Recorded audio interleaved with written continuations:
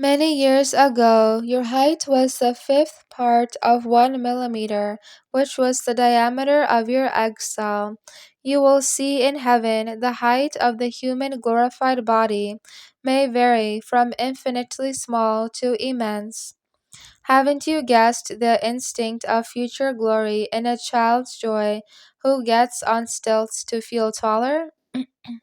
It is the unconscious yearning for the future physical immensity, she added, perceived by the soul in spite of the child's limitations.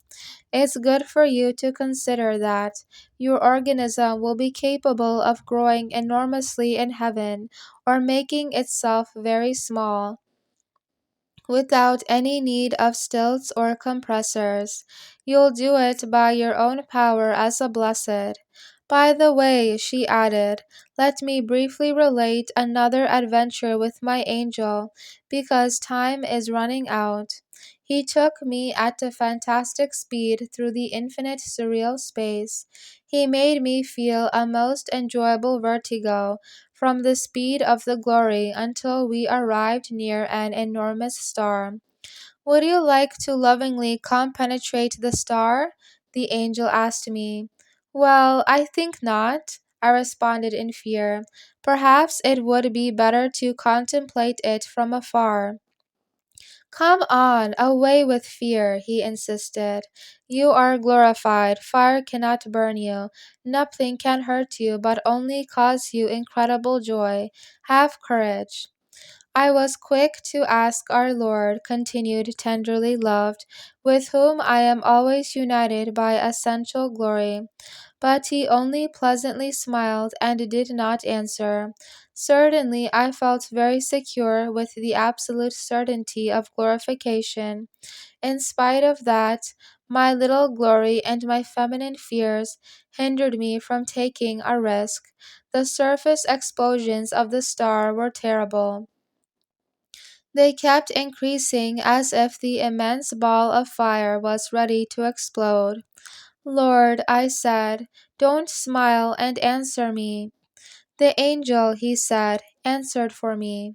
Moreover, why are you afraid? Am I not with you always? Go then, and let's have fun. At that time, observed tenderly loved, I had already lovingly compenetrated many beings, and discovered in each one new joys. But lovingly compenetrating a supernova. Let's go, I told the angel, although not very convinced. But before we do, proposed my companion, I'm going to make you grow to 1 billion kilometers so you can embrace and compenetrate the star.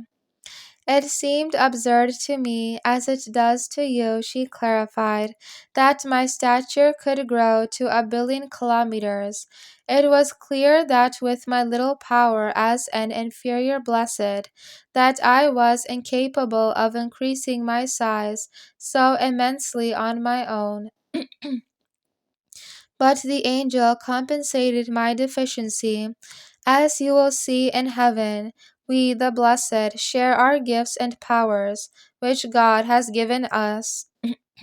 It is the complete fulfillment of the love of charity in the communion of saints.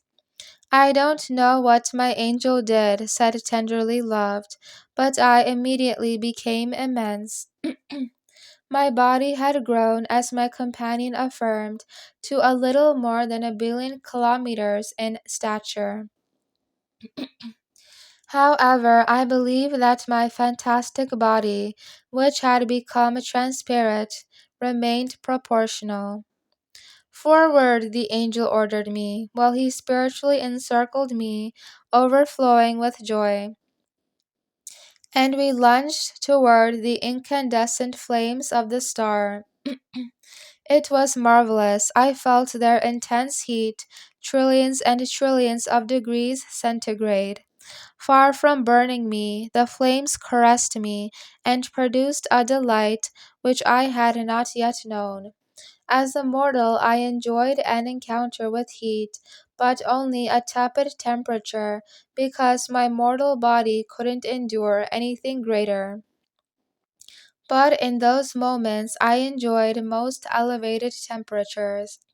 I gave thanks to our God for having freed me by a good death and glorification from the abysmal limitations with which original sin and my own mortal faults had oppressed me during my mortal stay on earth. You weren't burned, were you? I asked while searching for some scar on her beautiful face. No, I wasn't. We, the blessed, are invulnerable. On the contrary, I experienced an incredible ecstasy with this loving compenetration with a star much larger than the Earth's sun. The supernova at its level knew us and rejoiced. I don't know how many kinds of continuous nuclear explosions began to occur. It was in these moments that this immense star was glorified. This happened not so much on the part of my angel or me, but our God who, united with us, embraced, through the matter of my enormously expanded body, the immense fiery colossus which exploded in jubilation. The pleasure I felt, she emphasized, was overflowing. I couldn't contain it in spite of my vastness, and it overflowed to inundate the star. In this way, the Most High granted it the highest degree of glory possible for a nova. It was then that the angel explained, said tenderly loved, that the sense of touch in the blessed is not limited to the dermis of the skin, but to each cell of the integral organism in every space-time of earthly and heavenly biological development from the time of conception. In heaven, the sense of touch can enjoy and share that joy with the soul that governs it, once man is glorified in the fifth dimension. And not only do the cells enjoy and cause the soul to enjoy, but also there is enjoyment at every level of organization. Chemical molecules of the protoplasm, and each one of its atoms, each subatomic particle, and each photon of energy, and each unit of those energies unknown on earth.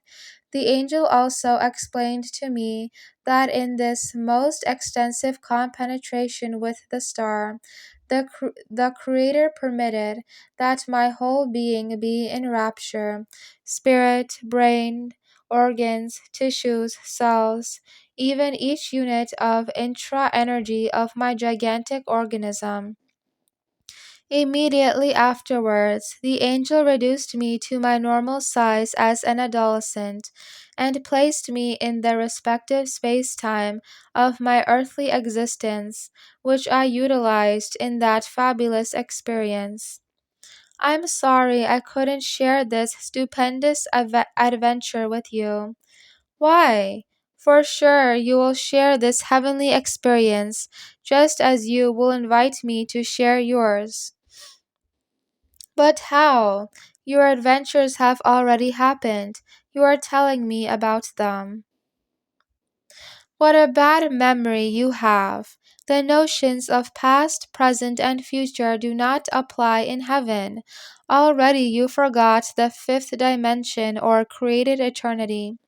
My adventures happened in the space times of heavenly life, and these space times remain in the archives so that we can return to repeat and perfect them as often as we wish.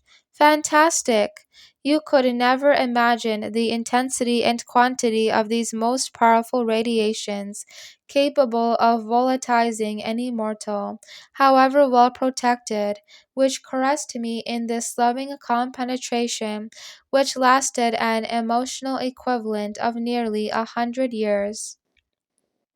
Our God was enchanted with my happiness, and He made me see that the best recipe for an intelligent person to be happy is to make others happy, but in a Christian manner. Afterwards, I thought that perhaps many of the tremendous cosmological explosions which astronomers observe are due to the loving, calm penetrations of the Blessed. And don't say, nor even think, she ended, that my stories are incredible.